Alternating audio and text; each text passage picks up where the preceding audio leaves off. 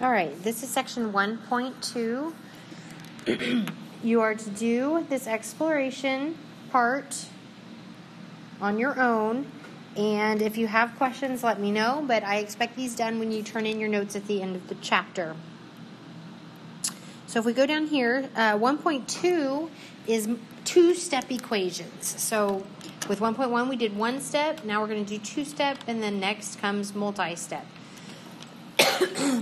So we have to do more than one thing to get x by itself. So we're going to start farthest away from x, and in this case, it's that plus 7 on the end. And we have to do the inverse operation to make that 7 go away. So if it's a plus 7, I'm going to subtract 7 from both sides. So I have 4x equals 4. Now I have a 4 times x. Inverse operation of multiplying is dividing. So I'm going to divide. Now these cancel, and I have x equals 1. All right, number 2. Okay, the farthest away from y, but on that same side, is that minus 3. So I'm going to do the opposite, or the inverse operation. I'm going to add 3 to both sides. So now I have 20 equals 5y. And now I want y by itself. It's being multiplied by 5. So I'm going to do the opposite, and I'm going to divide. Okay, these cancel. So now I'm left with a y. 20 divided by 5 is 4. So y equals 4. Okay, now the x or y or whatever the variable is being on the opposite side sometimes throws people. They always want to get rid of whatever's on the left side, and that is not correct. You need to get rid of whatever's on the side with the variable, starting farthest from it and working to closest to it. So in this case, we have a minus 10. Inverse operation, we don't have a minus 10, we have a plus 10. Inverse operation, that is minus 10. Subtracted from both sides. Negative 4 minus 10 is a negative 14. And you're left with 2p on this side. Okay, now I divide by the 2.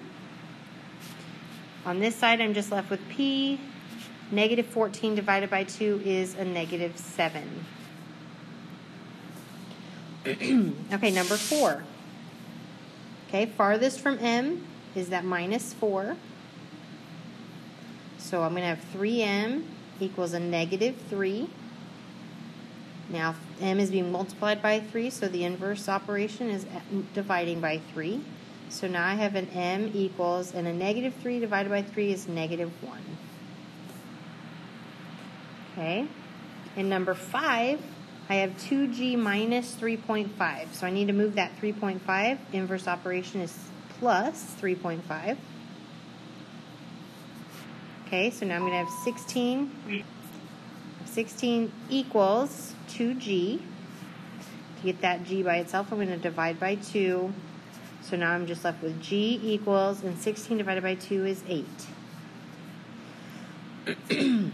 Okay. Now over here with the h, it doesn't look like two things are happening, but two things are. So we got to start farthest, so we got to get rid of that 7. It's a minus. Inverse of that is adding.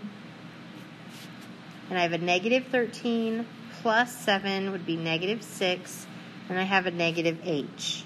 So whenever you have a negative in front of a number, that is the same thing as having a negative 1 there. So really, this h is being multiplied by negative 1. Okay, and the inverse operation of that is dividing by negative 1. Where that goes away, I'm left with h. And a negative divided by a negative makes a positive, and anything divided by 1 is itself. So h equals 6. In number 7, we have that plus 4. Inverse operation is minus 4. So I have a negative 10 equals y divided by 5. Okay, the inverse operation of that divided by 5 is multiplying by 5. So the 5s will cancel. I'm left with y. 5 times the negative 10 is negative 50. All right. Here with our 2n, we have that plus 1 over 9. I need to get rid of it, so I'm going to subtract 1 over 9. And I subtract it over here. Now, just because it's a fraction, I like writing my fractions out, where I have 7 over 9 minus 1 over 9 just next to each other. I think it makes them a little easier to deal with. These are gone, so I'm left with equals 2n. Now, when I'm adding or subtracting two fractions, they have to have the same denominator, and these do. These have 9 on both, so I'm going to leave the denominator, okay? And the top, I just take the 7 minus 1, and I get 6. Now, this simplifies. 3 goes into both of those. So, whoops, sorry. So I'm going to take a 3 out of each, and I'm going to get 2 over 3. Okay, that's all this one side, okay? I still have this 2n over there. So now I have 2 over 3 equals 2n. So to get n by itself now, I need to divide by the 2 so they cancel. So I'm going to divide. So really think of it as being 2's down here on that denominator, okay? And dividing the top by 2. You don't divide the whole fraction by 2. Although, well, you do. It's the same thing. But when you write it, it makes it harder to see that it cancels if you just put it, whoa, I don't know what just happened, if you just put divided by 2 down there. So I write it down there in the denominator. The 2 on the top and the 2 on the bottom cancel. And when two things cancel in a fraction, they don't just become 0. They don't become nothing. A 2 divided by 2 is actually a 1. Okay, so I still have 1 up there. So my n does equal 1/3. Okay, so I guess I shouldn't use the term cancels out. It really ones out. It turns into a 1. All right, so this, I don't know what's happening here. Okay, so this next problem, t is being multiplied by a negative 4/5, but 2/5 is being added to it. So I need to subtract 2/5. Okay, so these are gone, and I'm left with a negative 4 over 5t. Equals. Now let's simplify this side here. They do not have the same denominator. So I need to make them have the same denominator. Well, 3 doesn't go into 5. 5 doesn't go into 3. So the least common denominator, the least common number that they both go into is 15. So if you have trouble finding that, just multiply the two numbers together and use that. Okay? When you simplify later on, that's when you'll make sure you have the least. In this case, it is the least common denominator. So this actually will equal, I want this to become 15, and for it to become 15, I multiply by 5. And if I multiply the bottom by 5, I must multiply the top by 5. Actually, hold on, let me do that in a different color here. Okay. So on the top, I'm going to get 10. I know the bottom of both of them is going to be 15.